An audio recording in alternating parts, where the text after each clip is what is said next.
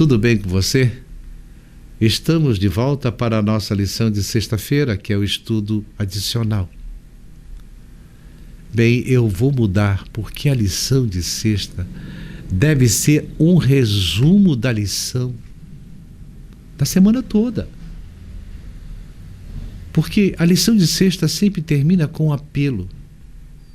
É o que eu faço normalmente. Então, na sexta, é o dia da preparação. Temos o pôr do sol, o início do sábado, né? Ao pôr do sol, nós nos reunimos em família, oramos, estudamos a palavra de Deus, temos o culto familiar. Mas veja bem, também devemos estudar a lição completa da semana da escola sabatina. Esse estudo vai nos preparar para o estudo da semana que vai ser passado na igreja com os professores. Observe que quando alguém interage, facilita o professor e leva a pessoa que interagiu a uma participação maior, e ela acaba ensinando outras pessoas aquilo que ela aprendeu. Uma lição em que só o professor fala se torna monótona, de pouco proveito. Então, na sexta, reveja toda a lição e esteja preparado para interagir com o professor e ajudar seus irmãos. Bem, a lição desta semana, na sexta, ela termina com os conselhos da nossa profeta Ellen G. White e os seus ensinos inspirados pelo Espírito Santo, que vem do livro desejado de todas as nações. Vejam bem, quantas vezes nosso trabalho para Cristo e nossa comunhão uns com os outros são manchados pelo desejo oculto de exaltar o próprio eu. Com que facilidade se manifestam o pensamento de exaltar a si mesmo e o desejo da aprovação humana. É o amor ao próprio eu. O desejo de um caminho mais fácil do que o que nos é designado por Deus, que leva à substituição dos preceitos divinos por teorias e tradições humanas. A religião de Cristo é a própria sinceridade, zelo pela glória de Deus. Essa é a motivação implantada pelo Espírito Santo. E unicamente a eficaz operação do Espírito pode implantar esse motivo. Somente o poder de Deus pode expulsar o egoísmo e a hipocrisia. Essa mudança é o sinal de sua atuação. Quando a fé que aceitamos destrói o egoísmo e o fingimento, quando nos leva a buscar a glória de Deus e não a nossa, podemos saber que a nossa fé é verdadeira e ela vem de Deus. Lembre-se, o nosso maior inimigo é o nosso próprio eu. Alimente o seu espírito e deixe o seu eu ir morrendo, que seja dominado pelo Espírito Santo. O seu caminho rumo ao encontro de Jesus nos ares se torna cada vez mais seguro. Bem, agora você pode parar por aqui ou continuar com o resumo da semana num único vídeo. Então, até a próxima lição 7, Ensinando os Discípulos, parte 1. Até lá, se Deus permitir. Fique agora, então, com o resumo da semana.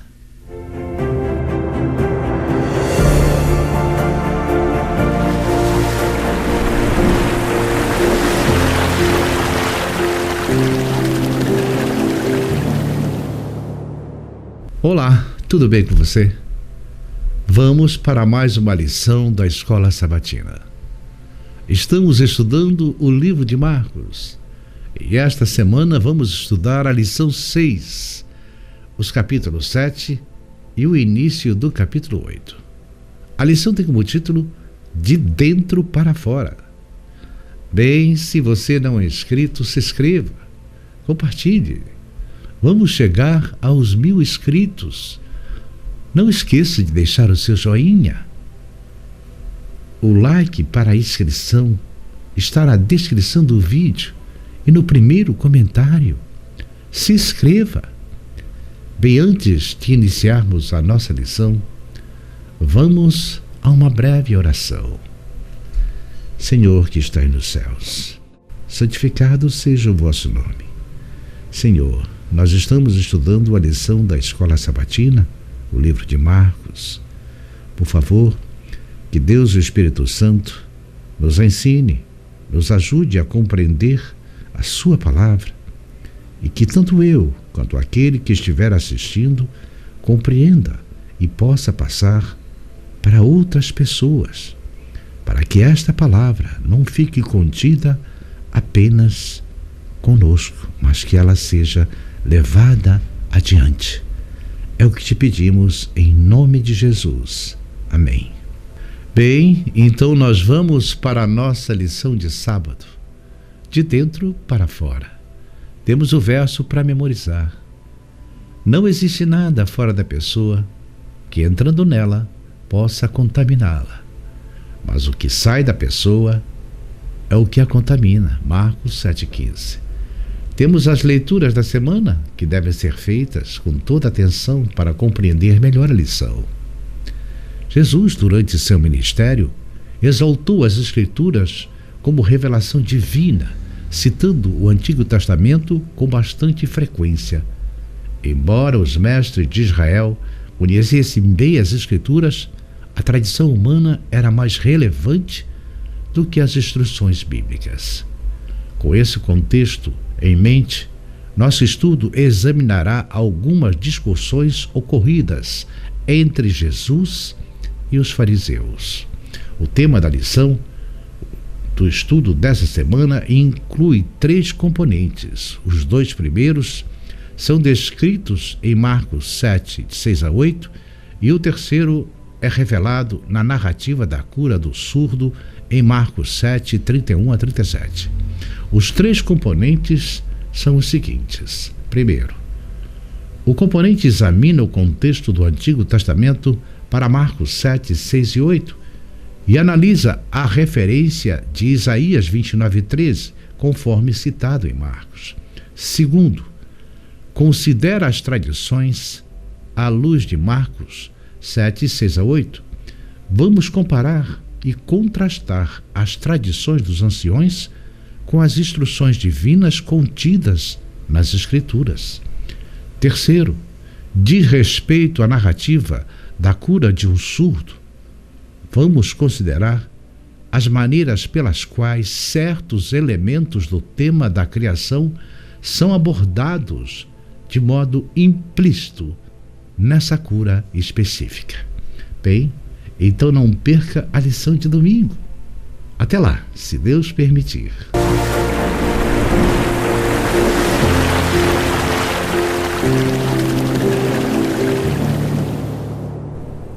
Olá, tudo bem com você? Estamos de volta para a nossa lição de domingo. Tradições humanas versus mandamentos divinos. Que verdades relevantes são apresentadas em Marcos 7, 1 a 13. As tradições dos fariseus e mestres da lei superam as leis divinas. Vamos ler então Marcos 7, 1 a 13. Certo dia, alguns fariseus e mestres da lei chegaram de Jerusalém para ver Jesus. Observaram que alguns de seus discípulos comiam suas refeições com as mãos impuras, ou seja, sem lavar as mãos.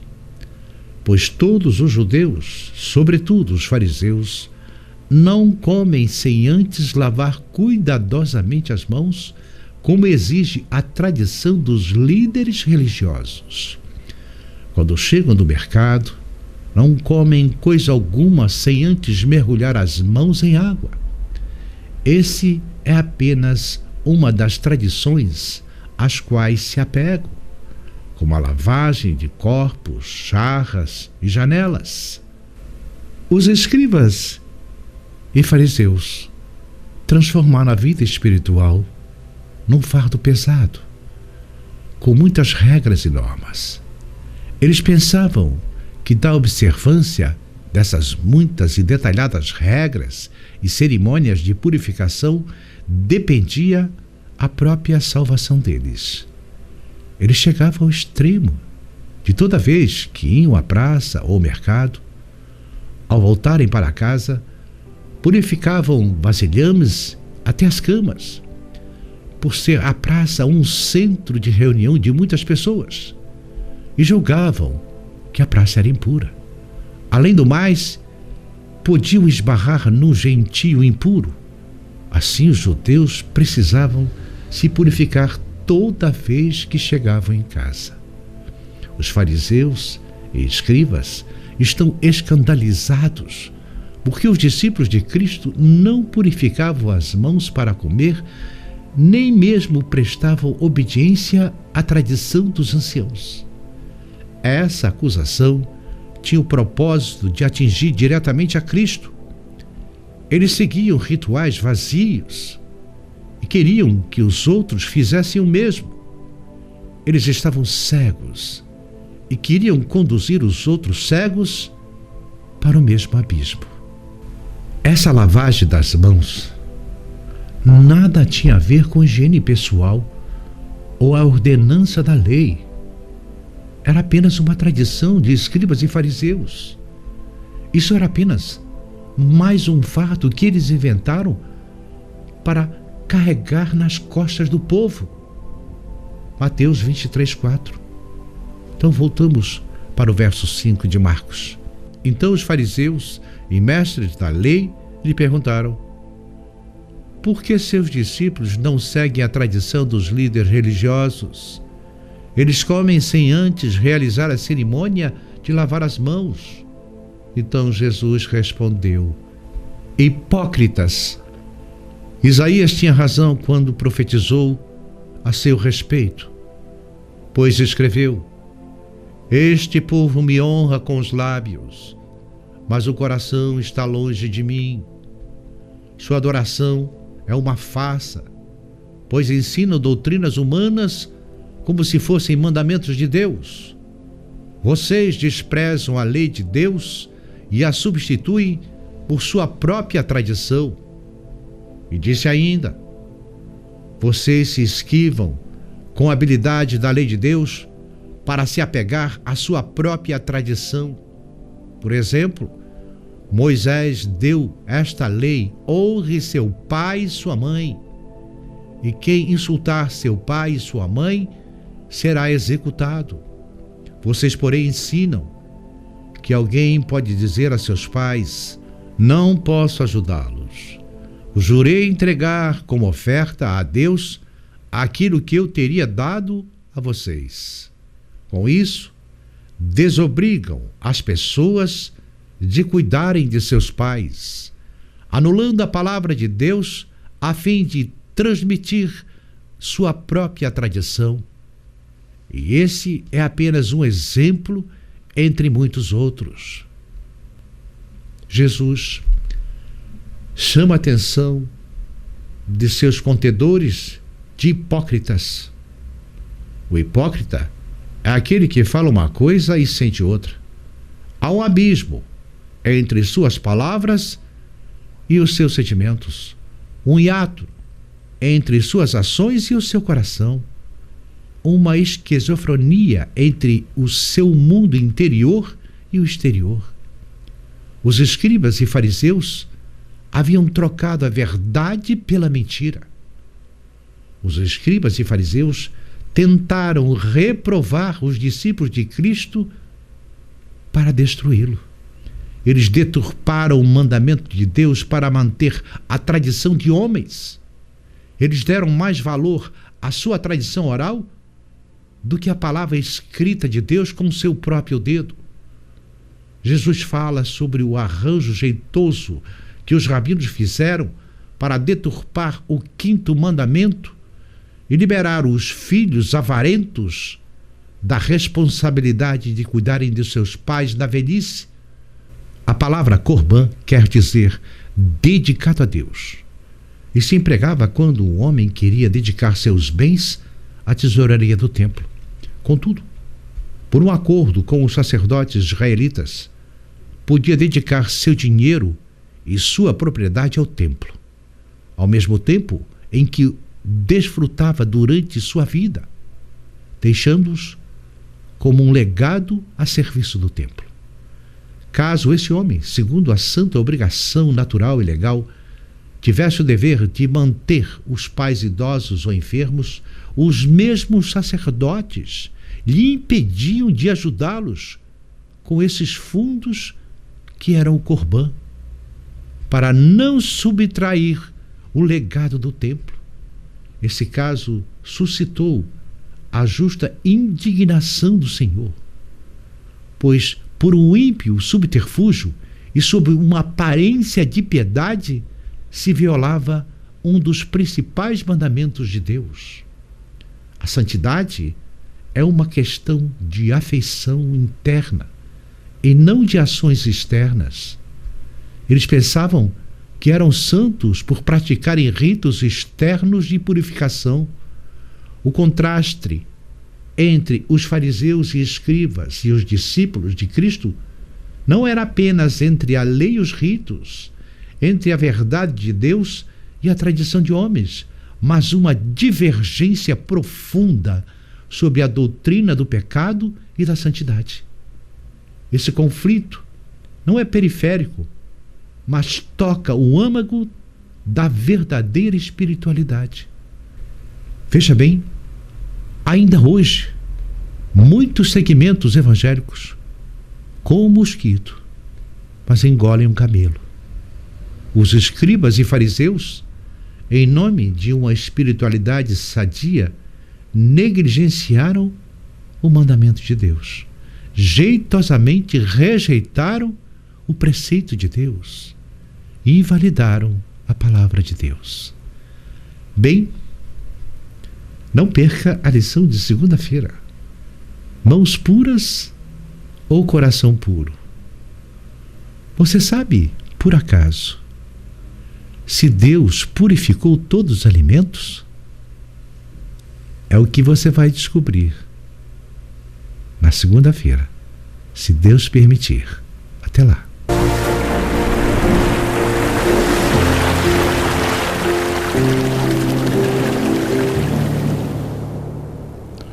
Olá, tudo bem com você? Estamos de volta para a nossa lição de segunda-feira. Bem, se você não é inscrito, se inscreva. Não esqueça de deixar o seu like. É importante. Me ajude a chegar aos 1000 inscritos. Então vamos para a nossa lição de segunda. Mãos puras ou coração puro? O que Jesus disse com o enigma de Marcos 7,15 e Marcos 7,14 a 19. E então vem a pergunta: o que está em Marcos 7,19? Deus purificou todos os alimentos? É o que vamos estudar. Vamos então ler Marcos 7,14 a 19 na nova versão transformadora. Jesus chamou a multidão para perto de si e disse: ouçam todos vocês e procurem entender. Não é o que entra no corpo que os contamina. Vocês se contaminam com o que sai do coração. Quem tem ouvidos para ouvir, que ouça com atenção. Então Jesus entrou numa casa para se afastar da multidão, e seus discípulos lhe perguntaram o que ele queria dizer com a parábola que havia acabado de contar. E Jesus disse: vocês também ainda não entenderam? Perguntou. Não perceberam que a comida que entra no corpo não pode contaminá-los? O alimento não vai para o coração, mas apenas passa pelo estômago e vai para o esgoto. E considerou puro todos os alimentos. Bem, nós temos um vídeo que fala dos alimentos impuros da nova aliança.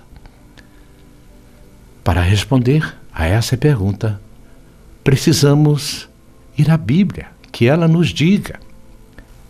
No dilúvio, no capítulo 7 de Gênesis, Deus ordena a Noé que entre na arca 7 pares de animais puros e um único par de animais impuros.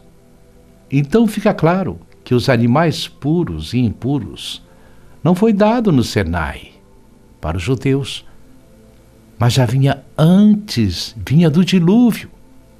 Por outro lado, Deus abomina aqueles que comem carne de porco.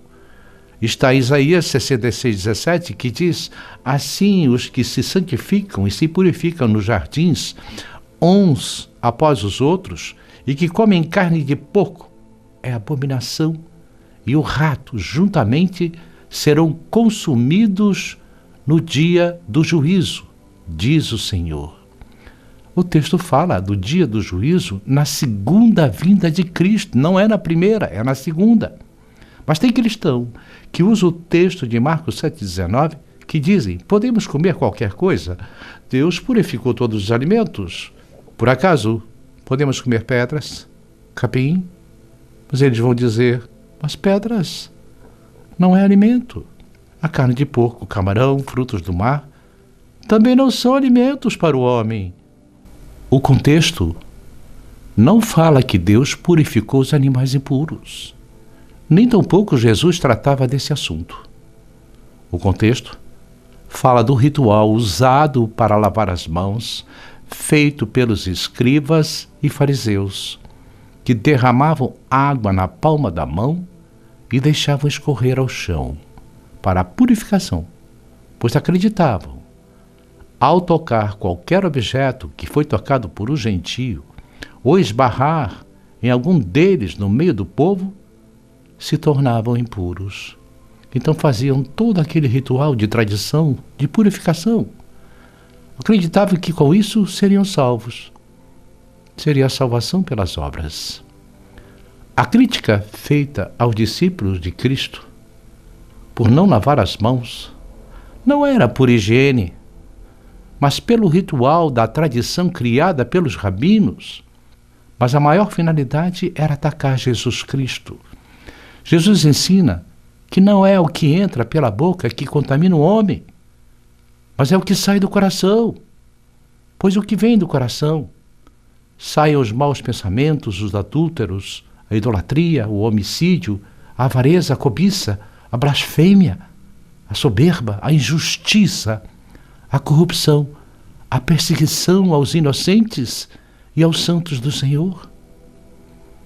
Mas agora então, vem o significado desse ritual, o uso da palavra impuro, quando na verdade está escrito comum. Ao lermos Atos 10, 9 a 28, quando Pedro em visão viu o lençol, em Atos 10, 11, viu o céu aberto e que descia um vaso, como se fosse um grande lençol, atado pelas 4 pontas e vindo para a terra, no qual haviam de todos os animais quadrúpedes e répteis da terra e aves do céu. E foi-lhe dirigida uma voz: levanta-te, Pedro, mata e come. Mas Pedro disse: de modo nenhum, Senhor, porque nunca comi coisa alguma comum ou imunda. Observe a palavra comum. E Deus disse a Pedro: não faças tu comum o que Deus purificou.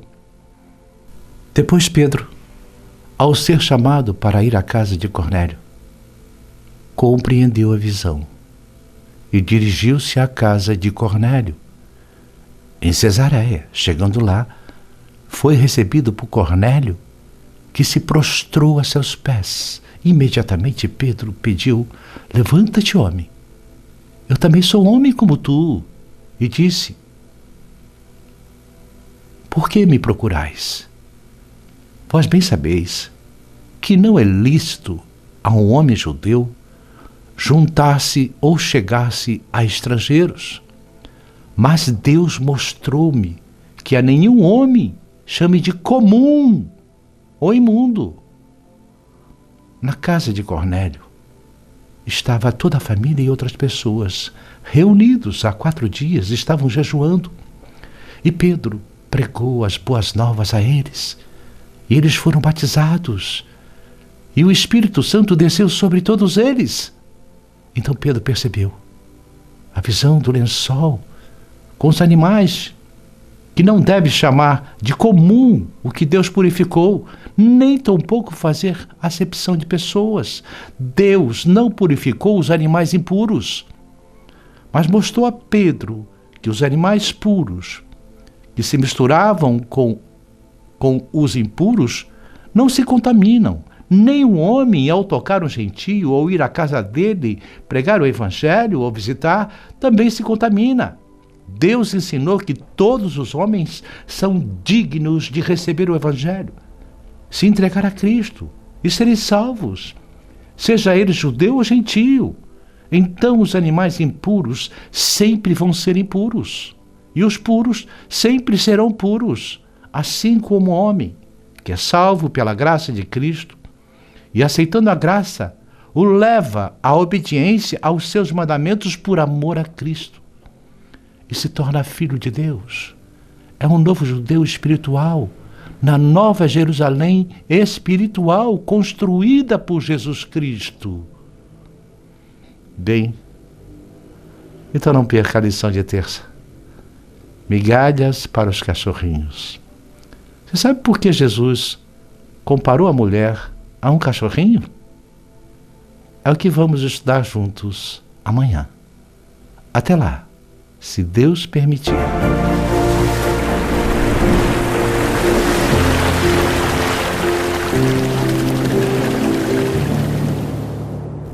Estamos de volta para a nossa lição de terça-feira. Bem, eu agradeço a todos aqueles que estão se inscrevendo para que a gente consiga chegar até os 1000 inscritos. Mas não esqueça de deixar o seu like, compartilhar com seus amigos.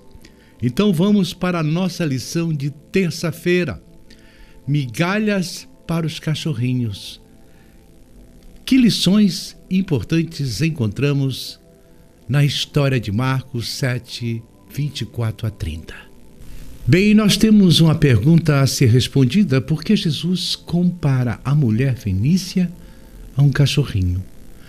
Antes de mais nada, vamos ler os versos de Marcos 7, 24 a 30, na nova versão transformadora. A mulher sírio-fenícia demonstra sua fé. Então Jesus deixou a Galiléia e se dirigiu para o norte, para a região de Tiro. Não queria que ninguém soubesse onde ele estava hospedado, mas não foi possível manter o segredo. De imediato, uma mulher que tinha ouvido falar dele veio e caiu a seus pés. A filha dela estava possuída por um espírito impuro, e ela implorou que ele expulsasse o demônio que estava na menina. Sendo ela grega, nascida na região da Fenícia, na Síria, Jesus lhe disse: primeiro deve-se alimentar os filhinhos. Não é certo tirar a comida das crianças e jogá-la aos cachorrinhos. E ela disse: o Senhor é verdade. No entanto, até os cachorros debaixo da mesa comem as migalhas dos pratos dos filhos. E Jesus disse: boa resposta. Vá para casa, pois o demônio já deixou a sua filha. E quando ela chegou à sua casa, sua filha estava deitada na cama e o demônio já a havia deixado. Jesus retirou-se para os distritos de Tiro e Sidom. O significado supremo da passagem é que ela anuncia a divulgação do Evangelho para o mundo inteiro. Mostra-nos o início do fim de todas as barreiras. Não havia nenhum lugar na Palestina onde Jesus pudesse ter a certeza que seria deixado sozinho. Onde quer que ele fosse, as pessoas o encontravam. Então ele foi para o extremo norte da Galiléia, de lá para a terra de Tiro e Sidom, onde viviam os fenícios.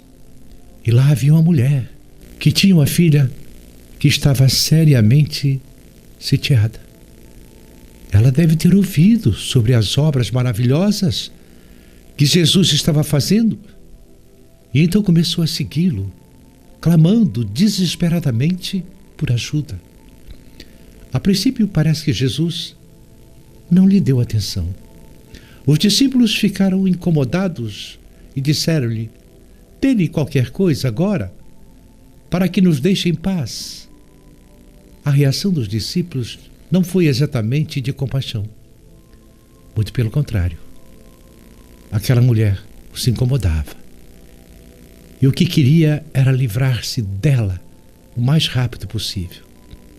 Jesus não podia fazer mais nada do que uma coisa. Tive que despertar a verdadeira fé no coração daquela mulher. Então Jesus voltou-se para a mulher e disse-lhe: não é certo tirar o pão dos filhos e lançá-los aos cachorrinhos. Comparar uma pessoa a um cachorro sempre foi, especialmente entre os semitas, um dos piores insultos. Os judeus falavam com insolência arrogante dos cães gentios, dos cães infiéis e mais tarde dos cães cristãos. Naquela época, os cães eram necrófagos, imundos nas ruas e muitas vezes doentes. Mas temos que nos lembrar de duas coisas. Podemos ter certeza absoluta que o sorriso no rosto de Jesus e a compaixão em seus lábios e olhos demonstravam amor e compaixão. Jesus usou a palavra terrível no diminutivo. Não cachorros, mas cachorrinhos. Quinaria. Que não eram cachorros vadios, e sim os animais domésticos que vivem nas casas, muito diferente dos cachorros vadios que andavam pelas ruas. A mulher grega, por cultura e, portanto, sabia a diferença entre os judeus e os gentios. E disse ela: é verdade, Senhor. Mas os cães também tiram alguma coisa das migalhas que caem da mesa de seus donos. E os olhos de Jesus brilharam de alegria diante de tanta fé, de uma fé indomável. E ele atendeu o pedido, a bênção e a cura que ela tanto desejava. Jesus, por assim dizer, forçou-a a olhar para ele. E nele ela descobriu algo que não poderia ser expresso em palavras, porque era divino. Era precisamente isso que Jesus queria despertar nela antes de atender o seu pedido. Meus queridos, então lute pelos seus filhos, ore por eles. Resista a qualquer obra do inimigo na vida de seus filhos. Não descanse até ver seus filhos salvos. Talvez ainda estejam perdidos fora ou dentro da igreja. Derrame-se aos pés do Senhor e não saia até que você triunfe pela fé. Bem, então não perca a lição de quarta, a cura do surdo e gago. Até amanhã, se Deus permitir.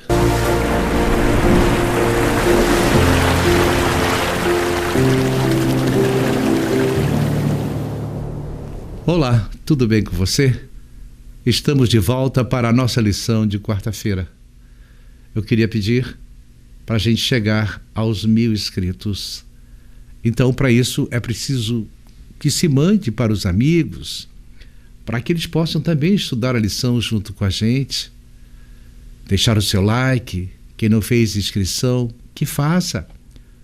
O link está na descrição do vídeo e no primeiro comentário. Bem, então vamos para a nossa lição de quarta-feira. A cura do surdo e gago. Leia Marcos 7, 31 a 37. Quem foi levado a Jesus e o que ele fez por aquela pessoa? Jesus utilizou muitos recursos e processos didáticos para transmitir aos homens a mensagem evangélica. Seus métodos pedagógicos são os mais variados e os mais próprios às circunstâncias históricas, sociais e humanas do seu tempo. Vamos ler Marcos 7, 31 a 37 na nova versão transformadora? Jesus cura um surdo. Jesus saiu de Tiro e subiu para Sidom antes de voltar ao mar da Galileia e à região das 10 cidades. Algumas pessoas lhe trouxeram um homem surdo com dificuldades de fala e lhe pediram que pusesse as mãos sobre ele e o curasse. Jesus o afastou da multidão para ficar a sós com ele. Pôs os dedos nos ouvidos do homem e, em seguida, cuspiu nos dedos e tocou a língua dele. Olhando para o céu, Jesus suspirou e disse: Efatá, em aramaico, que significa abra-se. No mesmo instante, o homem passou a ouvir perfeitamente, sua língua ficou livre e ele começou a falar com clareza. Jesus ordenou à multidão que não contasse a ninguém, mas quanto mais ele proibia, mais divulgavam o que havia acontecido. Estavam muito admirados e diziam repetidamente: tudo o que ele faz é maravilhoso. Ele faz o surdo ouvir e o mudo falar. Jesus revela a sua benevolência. Jesus havia sido expulso da região de Decápolis, depois que libertou aquele homem possesso de uma legião de demônios. Lembram? O povo daquela região amava mais os porcos do que a Deus e dava mais importância ao dinheiro do que à salvação. Então Jesus lhe ofereceu uma segunda oportunidade. A presença de Jesus em Decápolis é evidência de que Deus insiste com o homem, oferecendo a ele mais uma oportunidade de salvação. Deus não descansa, quer a salvação de todos. Os moradores de Decápolis criam que Jesus podia curar aquele enfermo. A recuperação da audição dos surdos era um sinal da era messiânica. Quando Jesus vier, abrirá os ouvidos dos surdos. Em Isaías 35:6 também está escrito. Diz que na era messiânica os mudos gritariam de alegria. Marcos viu o cumprimento das palavras de Isaías no ministério da cura do Senhor. Então vamos ver quais foram as circunstâncias que aconteceram nesse milagre. Primeiro, Jesus chamou o surdo mudo à parte. Segundo, colocou os dedos nos seus ouvidos para despertar-lhe a fé. 3. Pôs saliva na sua língua para indicar-lhe que algo deveria ser feito pela sua língua. 4. Levantou os olhos para o céu, revelando que pela oração estava buscando a própria vontade do Pai. 5. Deu um grande suspiro. As dores desse homem eram sentidas também em Jesus. 6. Pronunciou uma palavra de virtude em aramaico: Efatá. Tanto os ouvidos quanto a língua foram curados.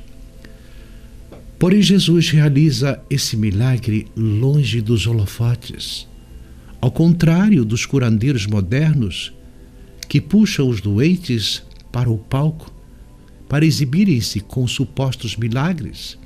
Muitos hoje colocam faixas, outdoors e anunciam com grande veemência os pretensos milagres que realizam.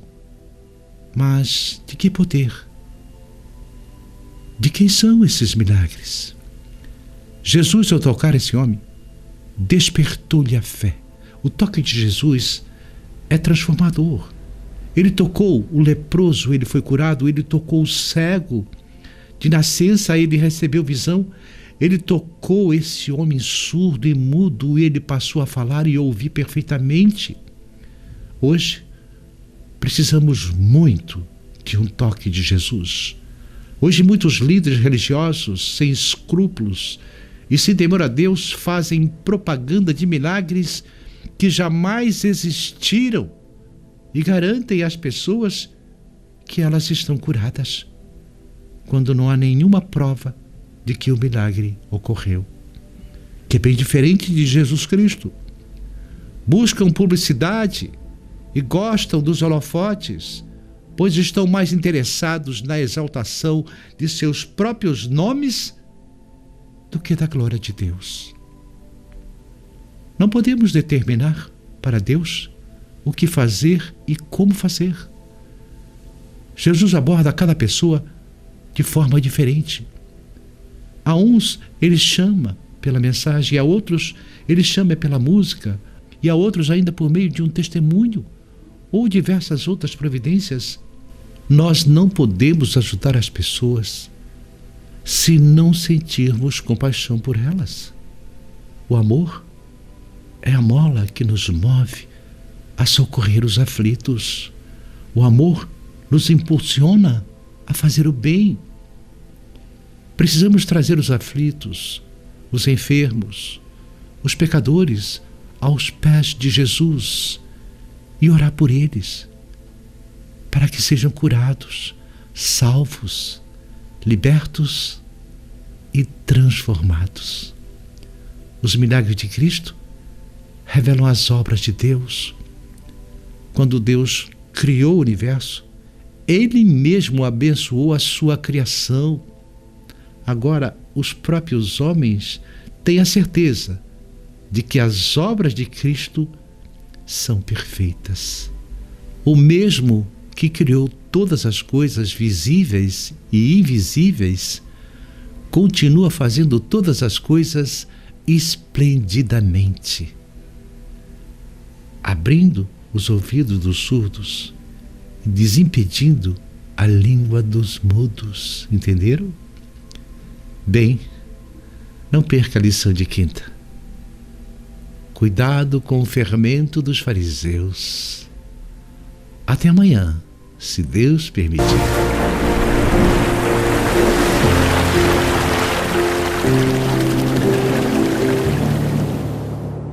Olá, estamos de volta para a nossa lição de quinta-feira. Bem, tem uma obra aqui do lado que, com um caminhão de cimento, fazendo aquele de cimentar a laje, sabe? Que fica fazendo aquele barulho horrível.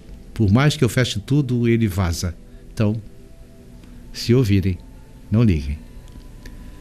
Bem, não se esqueçam de se inscrever no nosso canal para chegarmos aos 1000 inscritos. Compartilhar com seus amigos. Então vamos para a nossa lição de quinta. Cuidado com o fermento dos fariseus. Que atitude dos fariseus decepcionou Jesus? Marcos 8, 11 a 13. Os fariseus exigem um sinal. Por quê?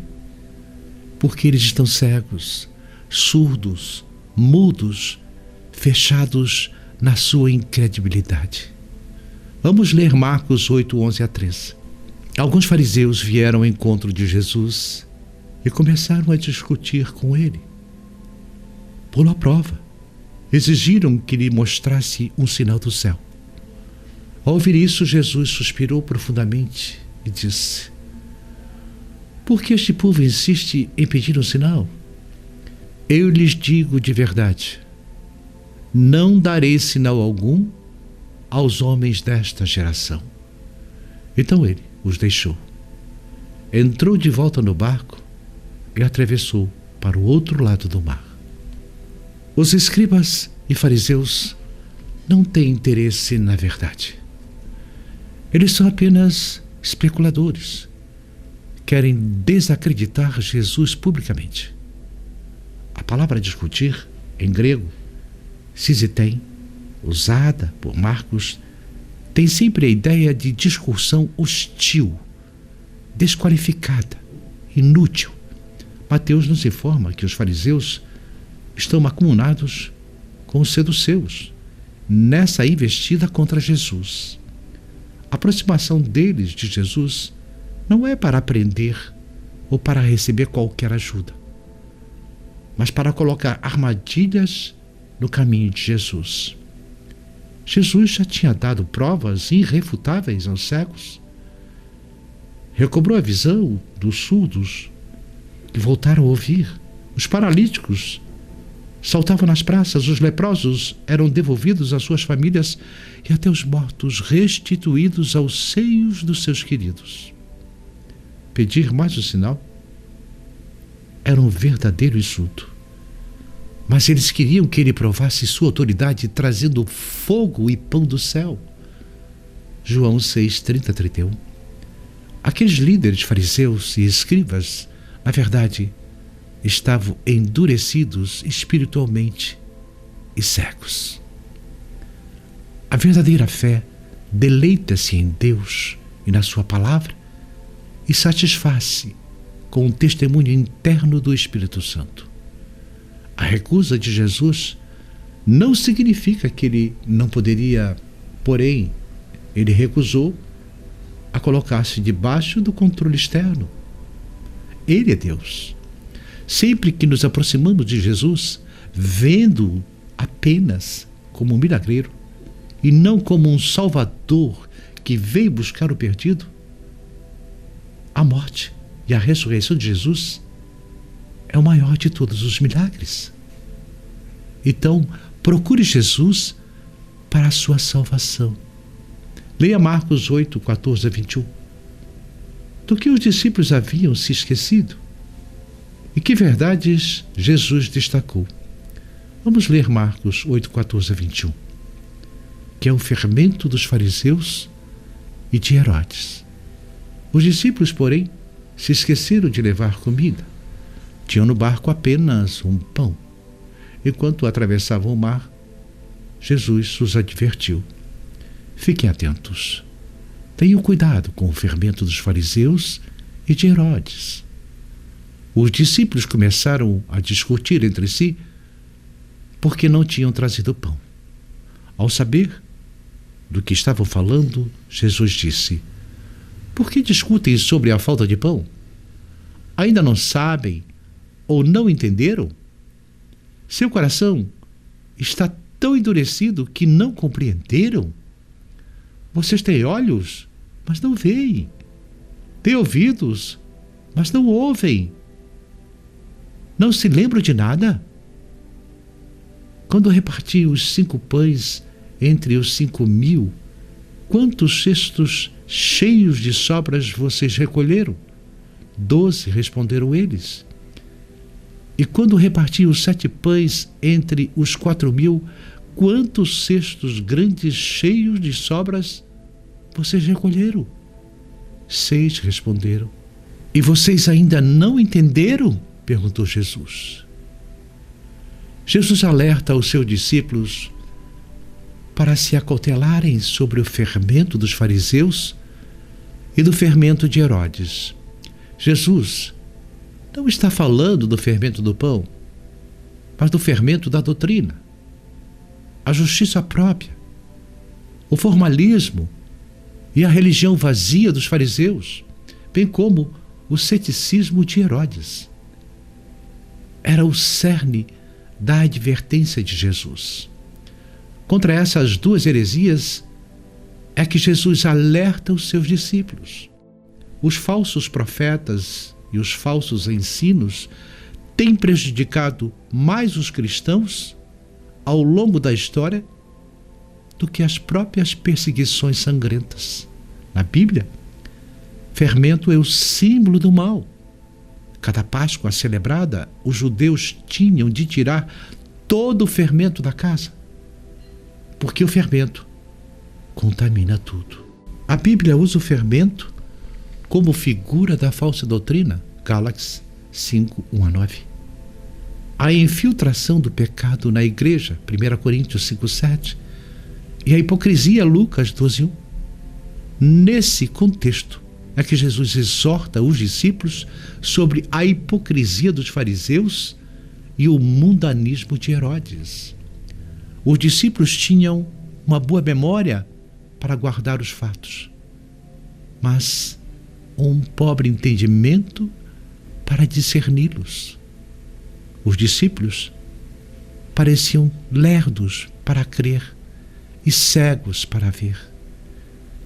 Eles foram lentos para discernir o milagre dos pães e a lição principal que o milagre encerrava, ou seja, revelar Jesus, aquele que por meio de quem o reino de Deus chegou para os judeus e para os gentios. Os discípulos, por essa razão, não conseguiram alcançar o teor da advertência de Cristo. Eles estavam pensando em provisões de alimentos e Jesus estava alertando sobre o fermento das falsas doutrinas.